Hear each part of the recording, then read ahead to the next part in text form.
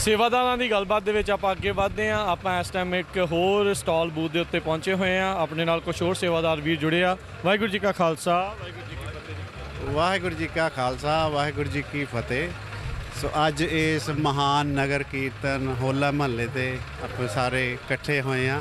ਪਹਿਲਾਂ ਤੇ ਸਾਡੇ ਵੱਲੋਂ ਸਾਰਿਆਂ ਨੂੰ ਲੱਖ ਲੱਖ ਵਧਾਈ ਹੋਲੇ ਮਹੱਲੇ ਦੀ। ਪ੍ਰਮਾਤਮਾ ਦੀ ਬੜੀ ਕਿਰਪਾ ਨਾਲ ਇਹ ਹੋਲਾ ਮਹੱਲਾ ਬਹੁਤ ਹੀ ਸਕਸੈਸ ਕਾਮਯਾਬ ਤਰੀਕੇ ਨਾਲ ਹੋ ਰਿਹਾ ਆ ਔਰ ਪ੍ਰਮਾਤਮਾ ਦੀ ਬੜੀ ਅਪਾਰ ਕਿਰਪਾ ਆ।